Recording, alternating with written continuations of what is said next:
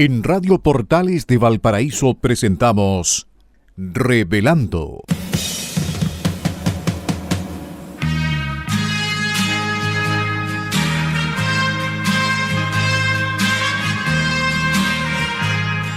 Un programa donde se abordan temas de actualidad, contingencia y la agenda cultural de la zona.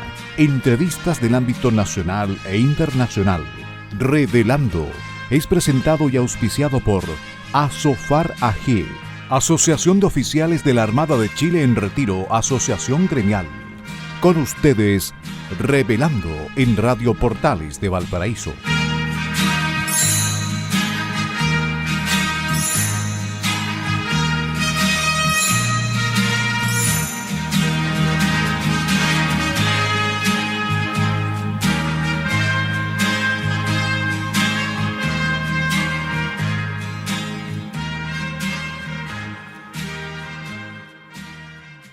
Muy buenas tardes, queridos amigos y auditores de Radio Portales de Valparaíso, la primera de Chile y puerto de fondeo de nuestro espacio radial.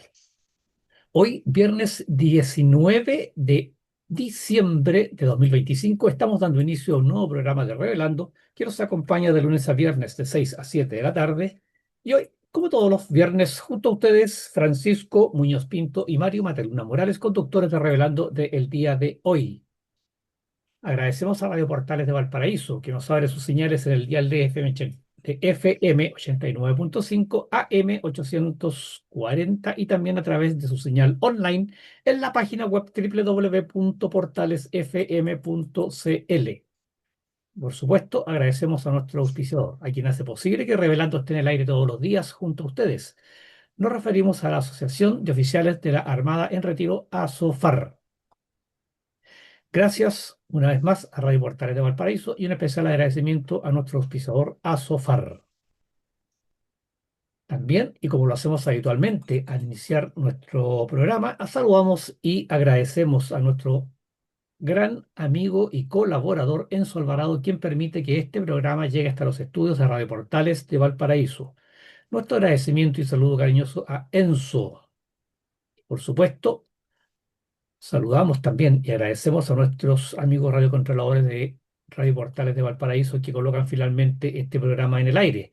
Nos referimos a don Luis Salinas y a don Gerardo Terán. Muy buenas tardes, Francisco. ¿Cómo está usted en este nuevo viernes de diciembre, acercándonos rápidamente a las fiestas de fin de año, a Navidad particularmente? Navidad y Año Nuevo. Muy buenas tardes, Mario. Muy buenas tardes, Enzo, señores auditores. Un gusto estar con ustedes nuevamente. Gracias a Radio Portales por permitirnos estar presentes.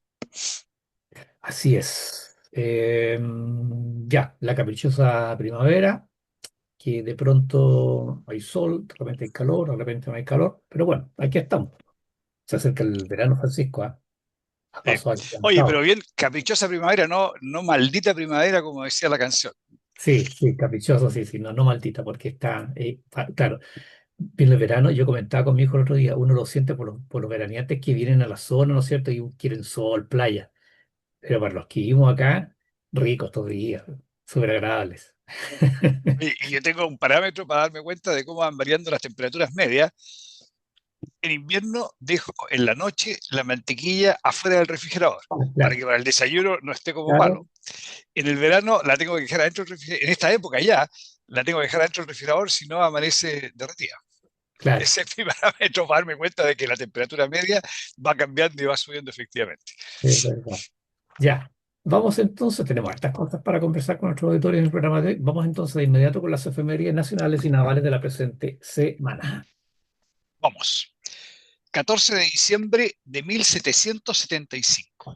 Nace en el condado de Lanark, Escocia, Lord Thomas Alexander Cochrane, quien fue un político radical, oficial naval e inventor británico, que llegó a ser considerado uno de los capitanes británicos más audaces y exitosos de las guerras revolucionarias francesas. Cochrane fue el primer vicealmirante de la Armada de Chile, quien como comandante en jefe de la escuadra chilena contribuyó decisivamente a la independencia de Chile y Perú, pasando luego a desempeñar similar papel en la libertad de Brasil y Grecia. Murió en su hogar londinense como conde de Dan Donald, el 31 de octubre de 1860. Increíble que una persona tan osada, porque era realmente osado Cochrane, él encabezaba Claro, ¿cómo se llama? Las capturas de los buques, etcétera, murió en sí. su casa tranquilo al, ¿cómo se llama? Al final de su vida, obviamente. 18 de diciembre de 1848.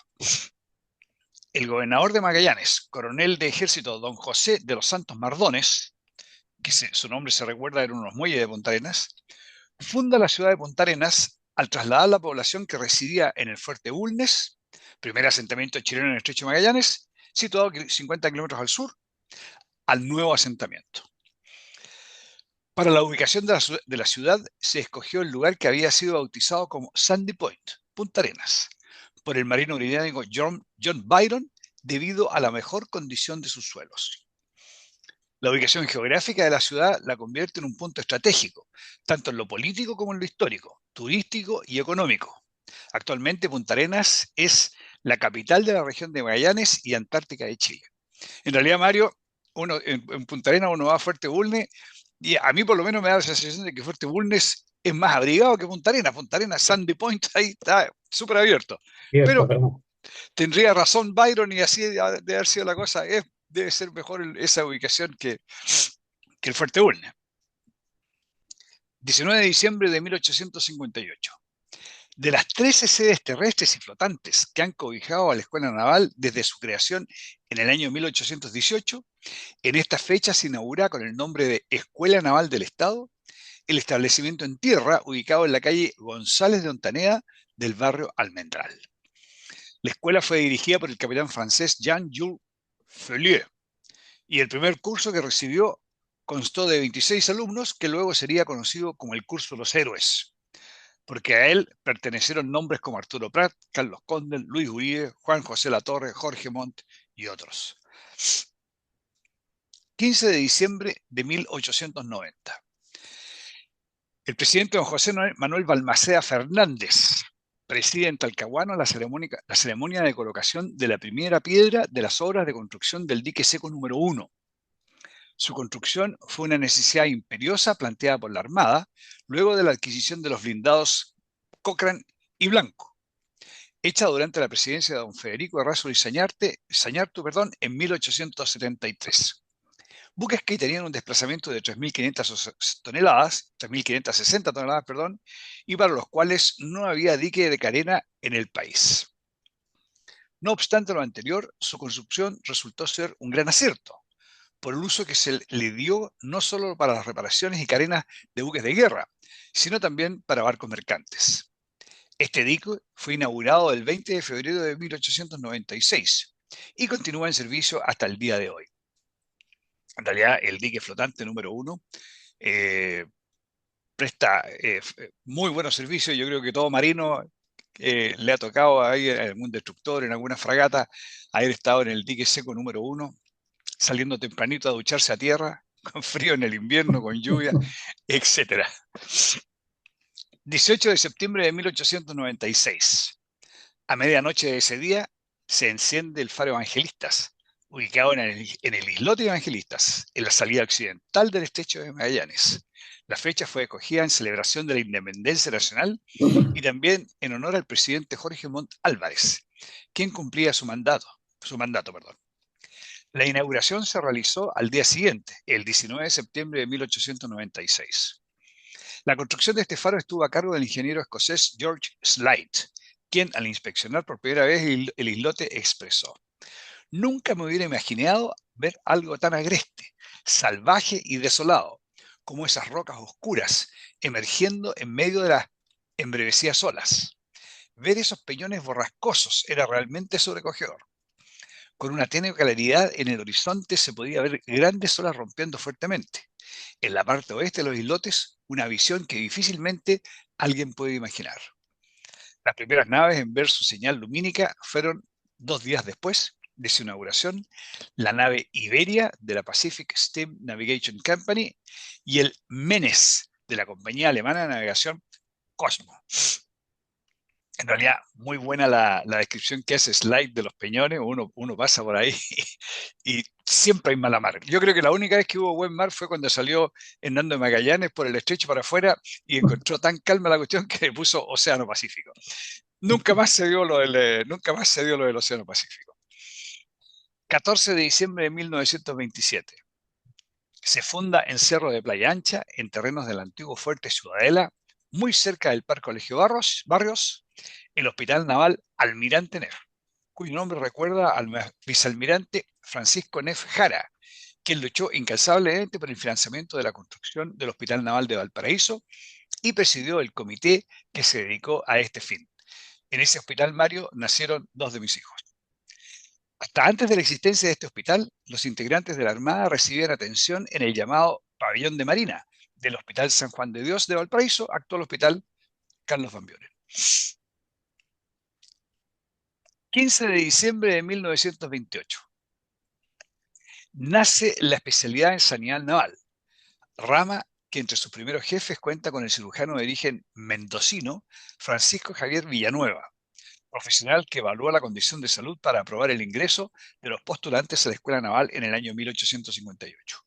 Grupo de alumnos conocidos como, nuevamente, el curso de los héroes. Menos mal que no reprobó Arturo Prat, imagínate que lo hubiera encontrado no apto para el servicio y ¿cómo se llama? Y no lo hubieran aceptado en la escuela. A Arturo Prat y a todos los, ¿cómo se llama? Grandes marinos que nos proveyó ese curso. 18 de diciembre, Día Internacional del Migrante. Mismo día, fundación de la Cruz Roja Chilena del año 1903. 19 de diciembre, Día Nacional contra el Femicidio. Mario, esas eran las, ¿cómo se llama? Efemérides que teníamos para hoy. Excelente. Bueno, eran 28 el curso de los héroes. Lo más probable es que hayan sido bastantes más, pues, y varios fueron rechazados justamente De por, nuevo. por el doctor que creó la especialidad. Sí, claro, muy probable que haya sido así. Varios quedaron en el camino ahí en los exámenes médicos. Ya, vamos entonces con el primer tema de la pauta del día de hoy, que como siempre o ya habitualmente es nuestro programa, son las historias de Valparaíso. Y en esta oportunidad vamos a compartir con nuestros queridos auditores algo de la historia de la ex cárcel de Valparaíso, que actualmente es el Parque Cultural de Valparaíso.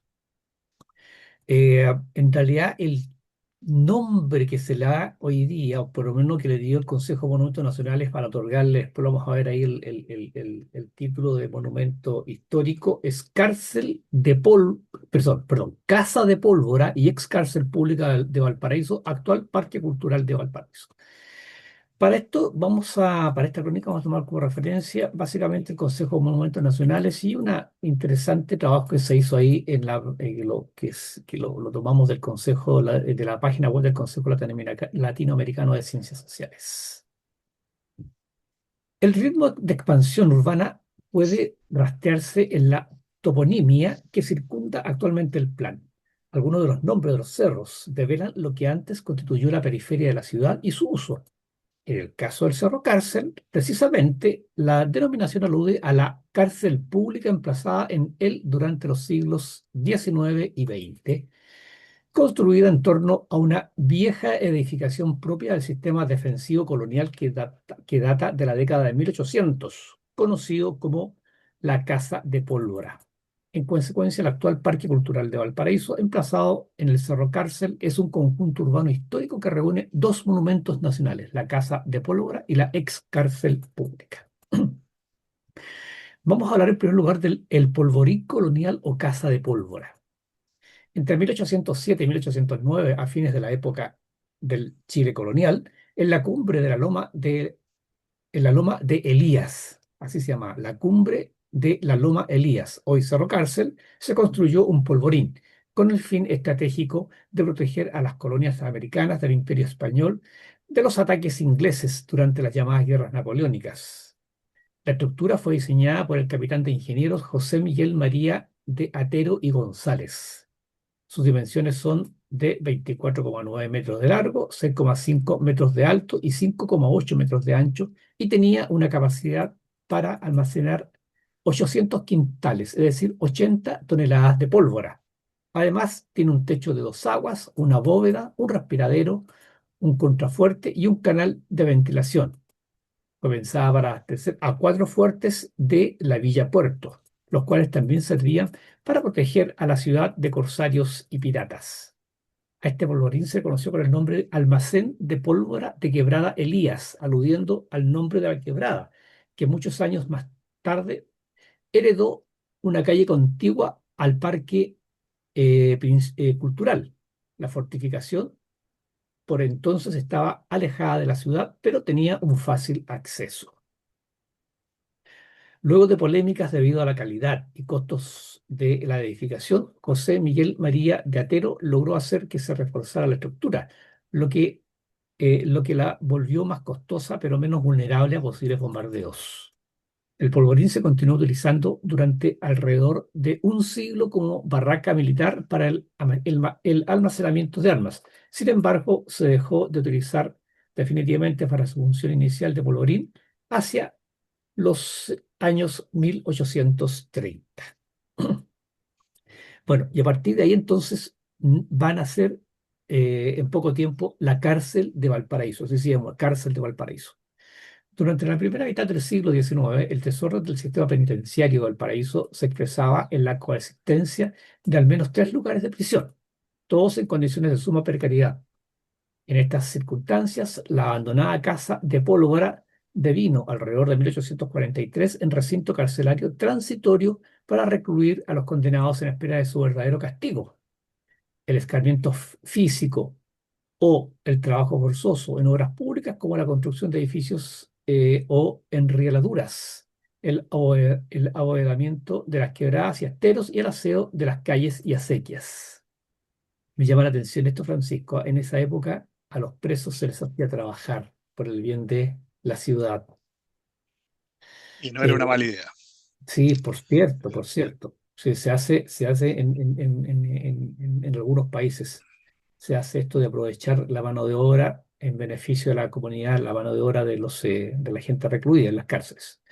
La construcción de la cárcel pública en torno a la casa de Pólvora configuró un espacio residual respecto de la vida cotidiana de Valparaíso. Fue erigida en las afueras de la ciudad junto al cementerio del actual Cerro Panteón. Hacia mediados de la década de 1860, el conjunto de la cárcel alcanzó un cuerpo formal como totalidad espacial. El muro de circunvalación estaba en construcción, lo que nos proporciona una data pese a las continuas reparaciones debido al daño producido por las lluvias invernales.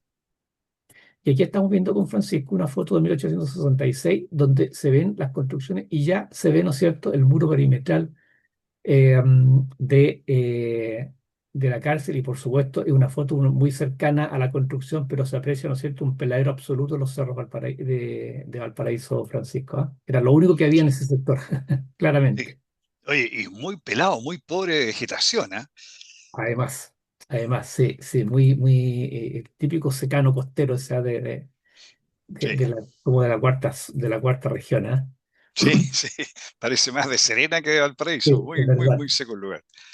Para inicios de la década siguiente, perdón, los registros indican que los edificios habían sido levantados sobre cimientos de piedra, los muros de gran espesor y baja altura, con ladrillo, adobe y estuco de cal, y los techos con tejas o madera. Para entonces los registros aluden a la existencia de garitas, calabozos, acueducto, estanque, pozos, vertientes, alcantarillados y letrinas, terraplenes, alumbrado, piezas para oficiales y para el cuerpo de guardia.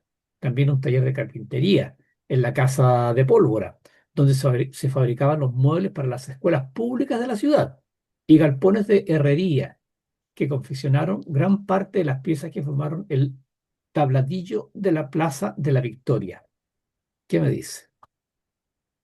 A ello se agrega, para 1880, una plazoleta de acceso como espacio público de la cárcel.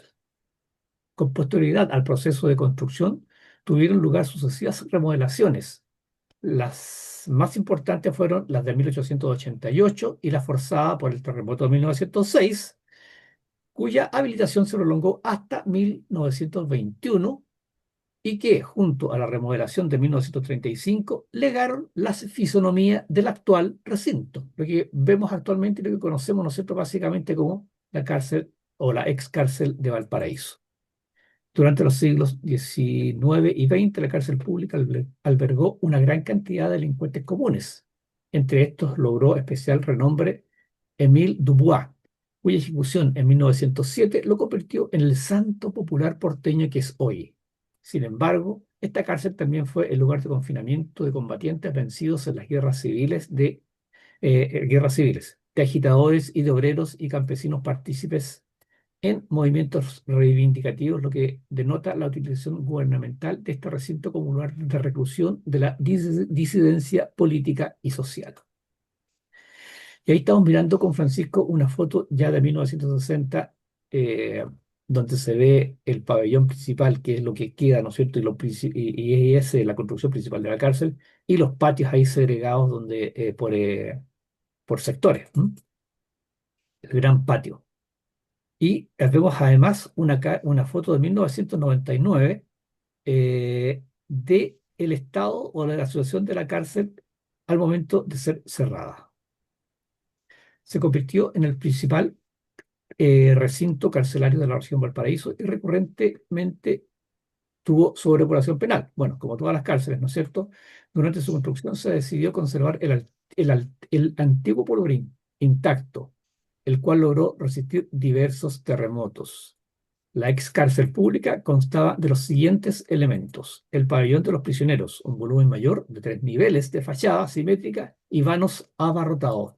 Este volumen mayor, ¿no es cierto? Aquí es una construcción rectangular de 3 pisos, muy simple, plana, que es lo que se mantiene actualmente ahí en el Parque Cultural, junto con, por supuesto, con el ex Polvorín. El patio de los Pimientos, una explanada adyacente antiguamente destinada al esparcimiento. El edificio de la administración ubicado perpendicularmente a los volúmenes anteriores y correspondiente al acceso formal de la cárcel en su límite norte.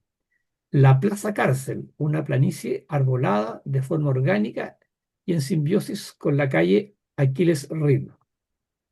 El talud de piedra canteada que se impone en el plano vertical articula la subida Camin, contiene el terreno natural y limita el conjunto en la zona este y las casetas de seguridad y los muros perimetrales o de circunvalación que encierran el conjunto. Bueno, el pabellón de prisioneros, que es el volumen este principal, rectangular, grande de 3 pisos, se construyó con una capacidad de 237 celdas, de 2,5 por 4,2 metros cada una. Fue concebido bajo el concepto de prisión celular intermedia, cuya configuración permitía detener, segregar y vigilar al recluso en celdas individuales. Estas celdas desembocaban en forma perpendicular en un corredor central. En este convergían también las escaleras y en paralelo corredores que daban acceso a las celdas en cada nivel y que permitían el movimiento de los reclusos a los patios y talleres. La vigilancia se ejercía desde este corredor central que contaba con iluminación natural cenital, mientras que las celdas eran espacios oscuros y sin ventilación, donde solo existía una ventana abarrotada al exterior de 1,1 de 110 por 90 centímetros, mejor dicho, y una puerta sólida de acero con una rejilla pequeña hacia el corredor. Bueno, y después están los patios de los Pimientos, que no vamos a entrar, ¿no es cierto?, en detalles, pero decíamos que estaba dedicado al esparcimiento de los reclusos. El edificio de administración, que estaba en el fondo en el sector de acceso a la perpendicular a este edificio largo, y junto al acceso a la cárcel, la Plaza Cárcel, el talud de piedra canteada, ¿no es cierto? Por ende, dice que su forma y dimensiones responden a la función de contener y resistir la presión que ejerce el terreno natural tras él.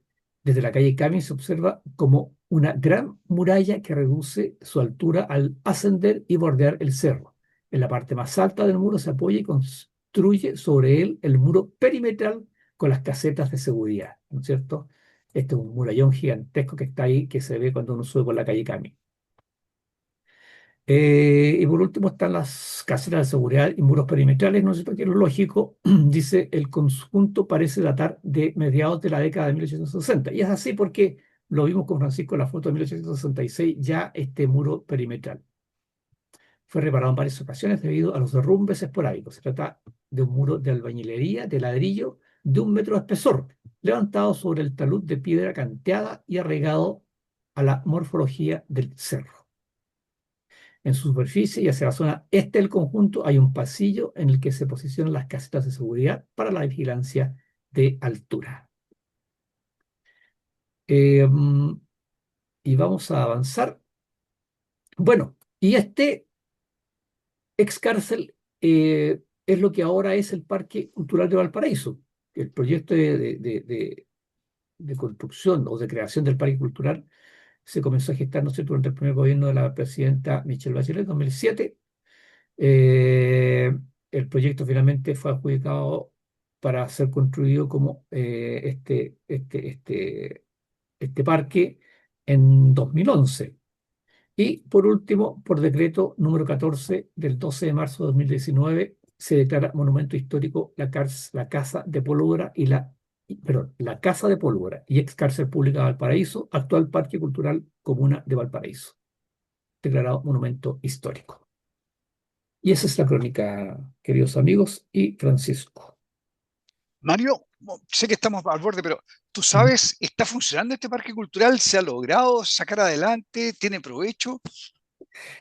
Mire, comentémoslo cortito ahora después de la pausa, cuando iniciemos el segundo bloque. ¿Te parece? Ok, Bien, vamos a la pausa musical y estamos de regreso enseguida en el segundo bloque de su programa Revelando.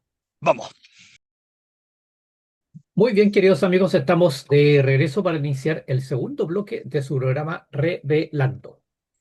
Al iniciar este segundo bloque, esta segunda parte del programa, nuevamente agradecemos a nuestra querida Radio Portales de Valparaíso que nos permite estar junto a ustedes todos los días viernes junto a Francisco Muñoz. Y por supuesto también le agradecemos a la Asociación de Oficiales de la Armada en Retiro, ASOFAR, auspiciadora de este programa Revelando. Ya, vamos con el segundo tema de la pauta del día de hoy que hemos titulado ¿Por qué el Partido Comunista tiene tan alta votación en Chile? Es una pregunta que nos hacemos y esa pregunta la va a responder Francisco Muñoz. Gracias, Mario. Oye, en realidad a mí me llamó la atención, a pesar de ¿cómo se llama? La votación que obtuvo José Antonio Kast en las últimas elecciones, en la segunda vuelta presidencial, dio un triunfo contundente, ¿ya? Pero su oponente era Janet Jara, del Partido Comunista, a pesar de que ella trató de disfrazarse, pero ella era y es comunista. Y los comunistas tienen históricamente una votación bastante más baja que la votación que obtuvo Janet Jara. ¿Cuánto es la votación histórica del Partido Comunista? 12% alcanzó a llegar alguna vez, antes 7, 8%, y aquí obtuvo un 42%. Entonces, le pregunté a la inteligencia artificial eso. Oye, ¿por qué? A ver qué me decía la inteligencia artificial. ¿Por qué el Partido Comunista tuvo tan alta votación? Y la respuesta que me dio me pareció coherente, interesante, y la quería compartir con ustedes. El primer punto que destacó la inteligencia artificial fue el surgimiento de nuevos liderazgos nacionales, diciendo que el Partido Comunista ha logrado posicionar una serie de figuras, como por ejemplo, y que son atractivas para su sector, es atractiva para el mundo de la izquierda, un socialista ahí que está entre socialista y comunista, ve a Janet Jara, a Iracy Hasler, a Camila Vallejo, y la traen. Y también Janet Jara, en su etapa, digamos, de como ministra del Trabajo, logró posicionarse. Primer punto, entonces, surgimiento de nuevos liderazgos. Segundo punto, disciplina y capilaridad territorial. Reconozco que cuando me habló la inteligencia artificial de capilaridad territorial, tuve que ir a googlear lo que significaba capilaridad territorial. En política se refiere a la capacidad de tener presencia a lo largo de todo el territorio. Uno partido por los partidos regionales que tienen presencia en un lugar muy, muy específico. Bueno, y la disciplina, ni hablar, todos sabemos lo disciplinado que es una de las características de los comunistas, la disciplina, y el voto duro de ellos es voto duro y siempre sus militantes nunca van a tener duda de decir, oye, ¿sabéis que mejor vamos a votar por otro? Puede ser muy malo el candidato, pero van a votar por él. Y el tercer punto es hegemonía dentro de la izquierda. Esto ya es una cosa más circunstancial del momento. Dice, en el año 2025 el Partido Comunista logró desplazar a los partidos tradicionales de la centroizquierda, como el PS o el PPD, y a sectores del Frente Amplio durante el presente año, digamos, ¿ya? Pasando a encabezar la coalición progresista. Esto, dice, ocurrió primero por su consistencia programática, su enfoque en el programa antes que en las personas, atrajo a muchos votantes de izquierda. Y segundo punto, la debilidad de los partidos tradicionales que le dejó espacio al Partido Comunista para posicionarse como líder del sector. Y finalmente dice contexto de polarización de la izquierda y en general de la política en general. Nuevamente, en el año 2025, el votante de izquierda se volcó hacia la opción más robusta del sector y que esta resultó ser la que estaba mejor constituida, su disciplina, lo que ya habíamos dicho, ¿no es cierto? Eh, Resultó ser el Partido Comunista liderado por Janet Jara.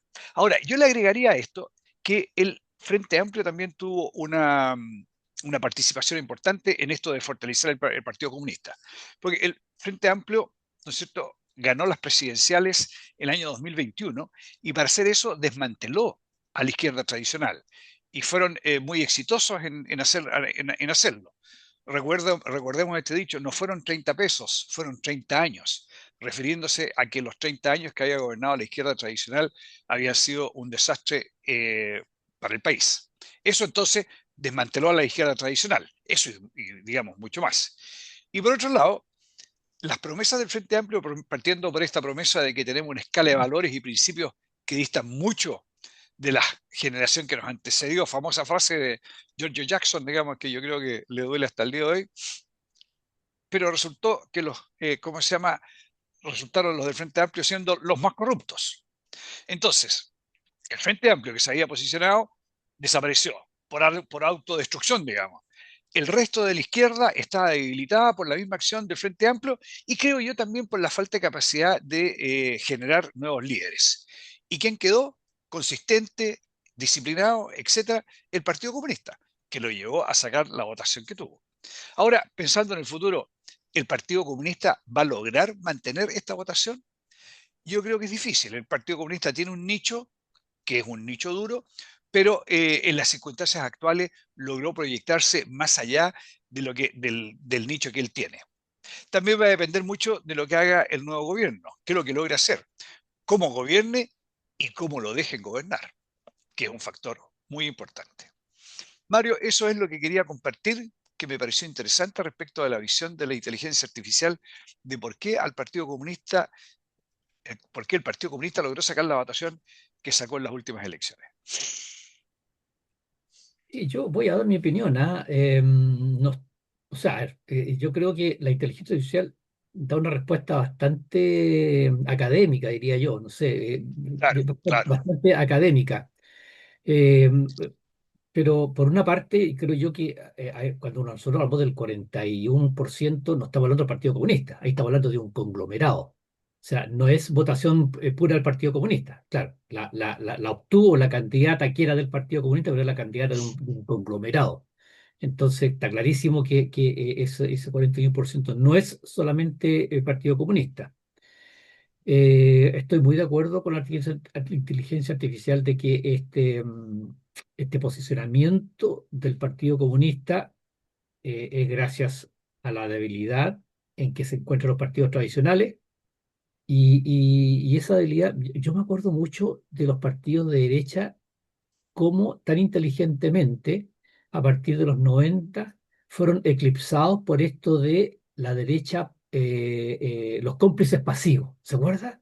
O sea, claro. y hubo gente que no se, O sea, ay, perdón, todos ellos, todos renegaron del gobierno militar, digamos, y de los beneficios del gobierno militar. Aquí solamente se habla del gobierno militar de las violaciones de los derechos humanos, pero nadie habla, nadie reconoce, osa reconocer de que toda la estabilidad que vivió Chile por 30 años, según los jóvenes que fueron más los 30 años, y hasta hoy fue gracias a los cimientos que impuso el gobierno militar. Pero eso, perdón, ni hablar de eso, porque, no, pues tú eres cómplice pasivo. Y eso es lo que hizo. Entonces, Oye, y yo agregaría, Mario, perdona que lo aproveché, yo agregaría que no se reconoce nunca. Toda la, toda la estructura jurídica, digamos, de las nuevas leyes, etcétera, y todo lo que se hizo en educación y en muchos ámbitos, logró una movilidad social dentro del país nunca antes vista. Nunca antes una persona que naciera pobre tenía la posibilidad, tenía una mejor posibilidad de cambiar de condición. pero por supuesto, por supuesto. O sea, recordemos que en los 80 los que somos más viejos, ¿no es cierto?, cuando se hablaba de los jaguares de América, pues, y eso no era un, sí, claro, era un poquito, ¿no es cierto?, medio pretencioso de repente, pero perdón, ¿cómo nos miraban el resto de América? Nos miraban como un ejemplo, cómo este país y dio un salto, pero con toda fuerza hacia el desarrollo. Bueno, eso gracias al gobierno militar. Pero, insisto, aquí el gobierno militar es solamente derechos humanos. Bueno, entonces, la debilidad de los partidos tradicionales, ¿no es cierto?, a lo cual contribuyó inmensamente el Frente Amplio. Con esto, ¿no es cierto?, que no han sido, fueron 30 años, 30 pesos, o sea, 30, no, no, esa fue la consigna del maldito estallido delincuencial. No, sino que simplemente a ponerle el pie encima, ¿no es cierto?, a los políticos tradicionales, traidores, herederos de la dictadura, ¿no es cierto?, que no hicieron cambios profundos como izquierda. Eh, pero ya todo eso, yo le agrego un detalle. Aquí hay una gran cantidad de gente que está capturada y eso ha sido muy inteligente el Partido Comunista. Porque pensemos que la CUT está tomada por el Partido Comunista. Todos los gremios están tomados por el Partido Comunista. Y esa gente, mucha gente del Estado que trabaja para el Estado, que fue metida ahí por el Partido Comunista o bien por la izquierda dura, que por supuesto defienden el sistema, pues, porque el que les dio pega y el que todos los años les otorga los reajustes salariales y que les inventó un estatuto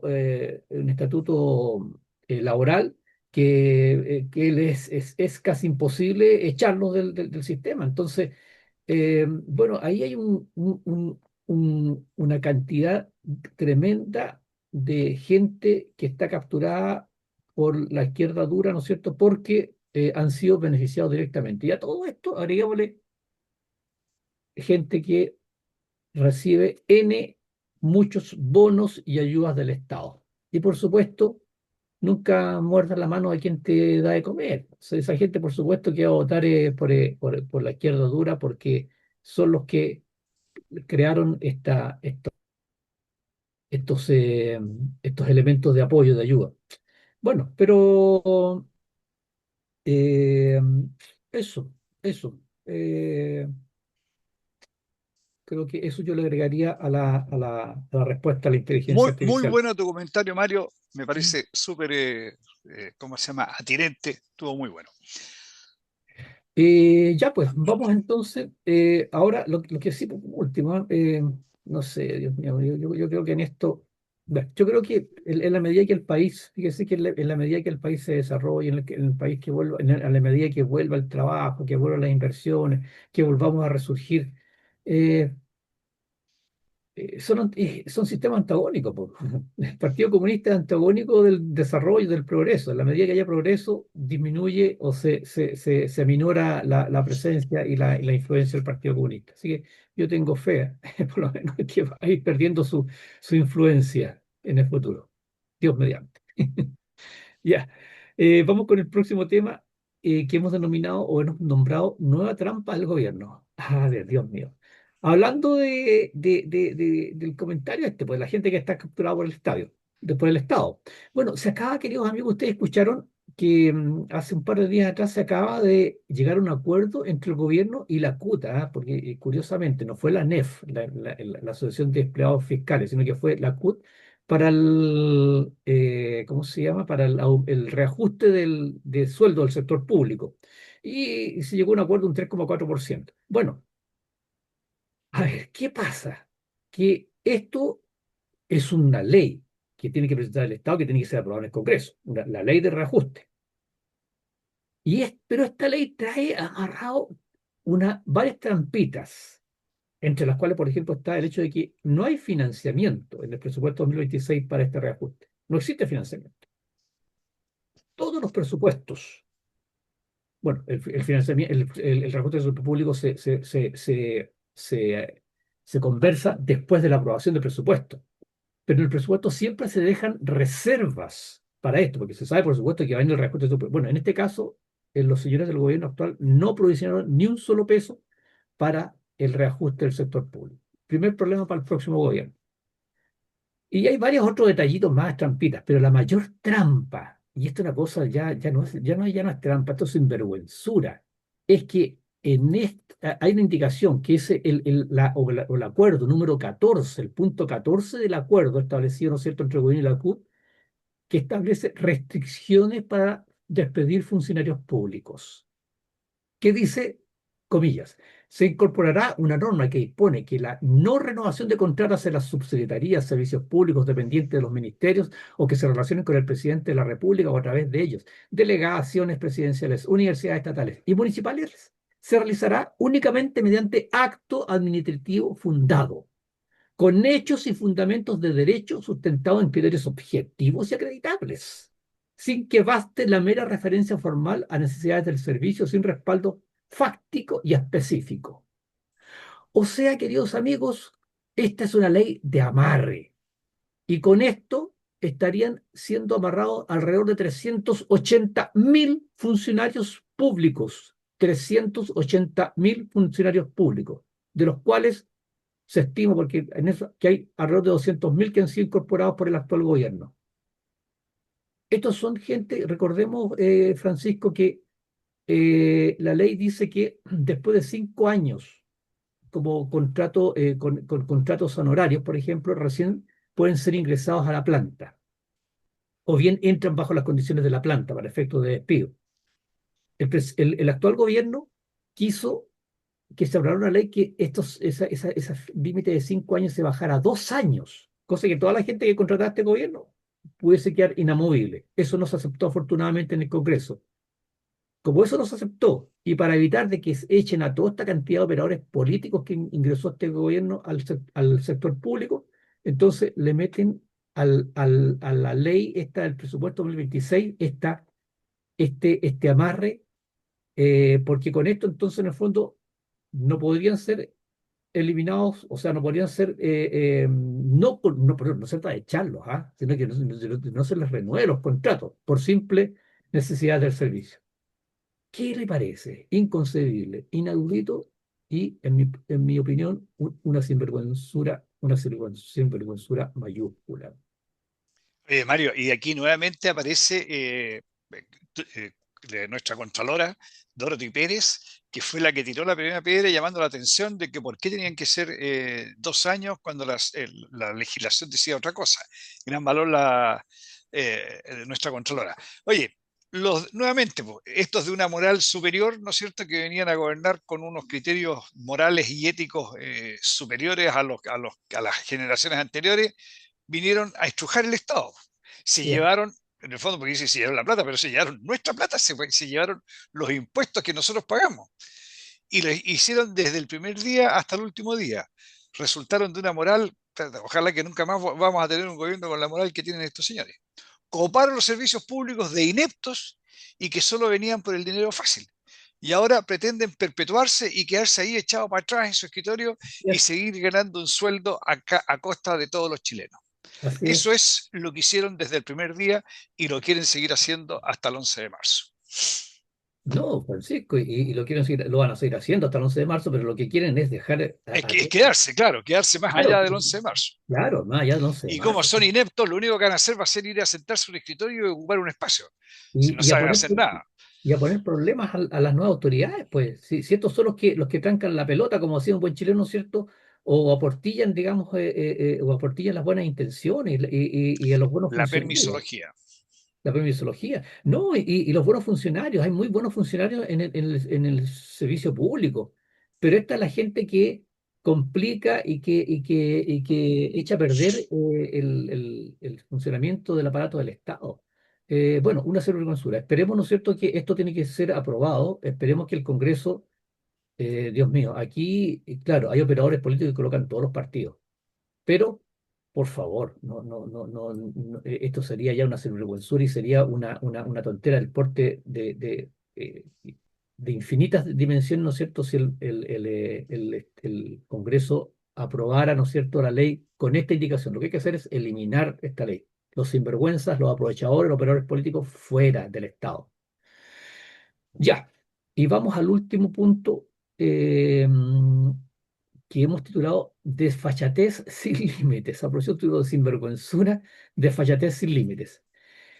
Ay, Dios mío, nuevamente, Francisco, el señor Jaime Baza, Frente Amplio, el gran referente del Frente Amplio, pues, que acaba de ser electo diputado por Valparaíso. Bueno, Valparaíso siempre ha sido, desgraciadamente, para los que somos, queremos tanto Valparaíso, siempre ha sido reducto a la izquierda. Y no entiendo cómo un señor como este es elegido diputado. Bueno, fue elegido diputado acá en nuestra zona.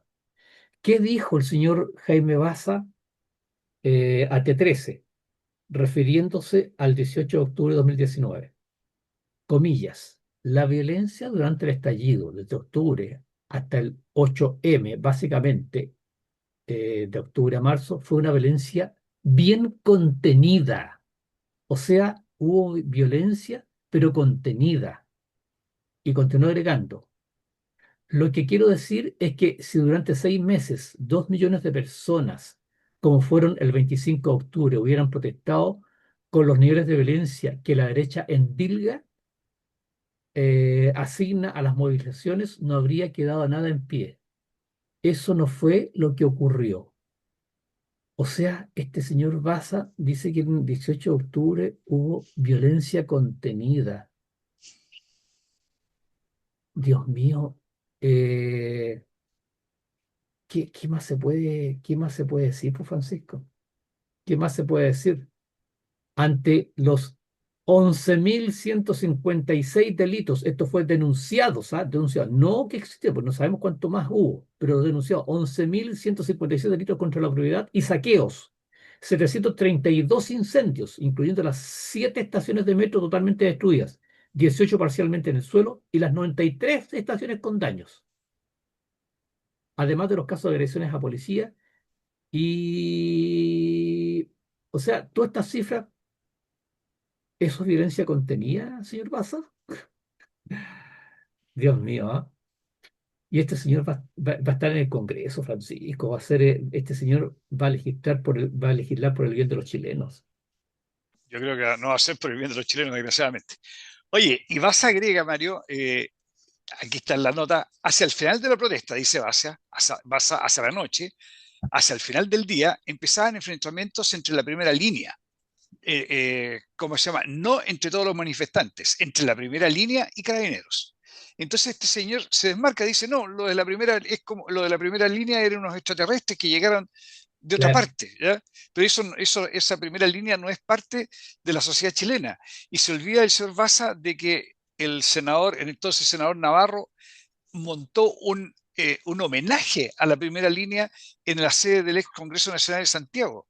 Y se olvida que la alcaldesa de Viña del Mar montó una exposición en homenaje a la primera línea en la Quinta Vergara, ¿ya? Entonces él dice, no, era la primera línea los que tenían los que cometían esta violencia y se enfrentaban a carabineros.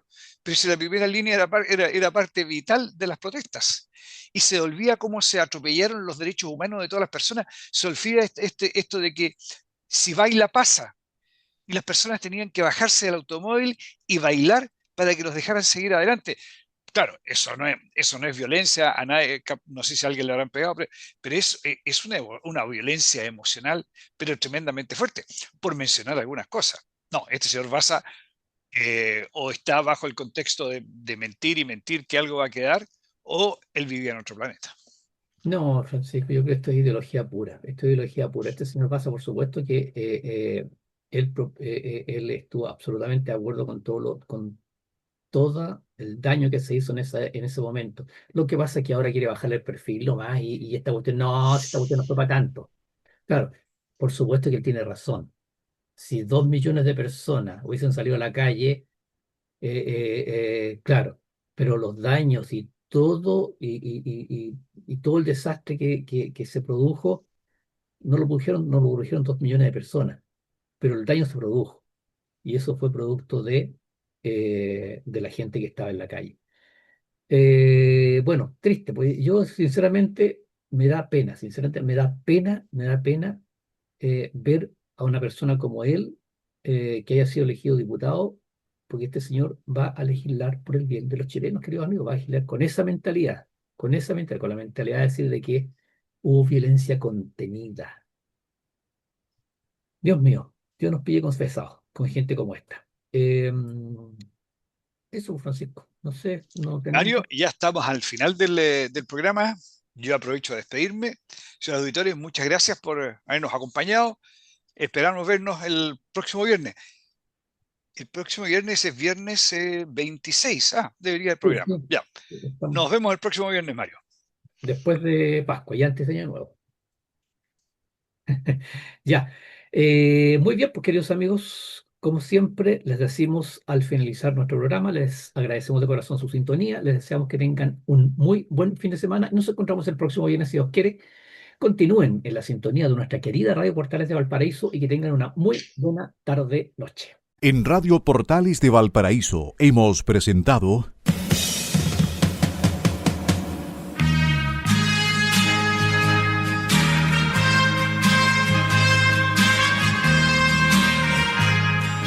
Revelando, un programa donde se abordan temas de actualidad, contingencia, entrevistas del ámbito nacional e internacional. Revelando es presentado y auspiciado por Asofar AG, Asociación de Oficiales de la Armada de Chile en Retiro, Asociación Gremial. Sintonícenos en un próximo programa. Buenas tardes.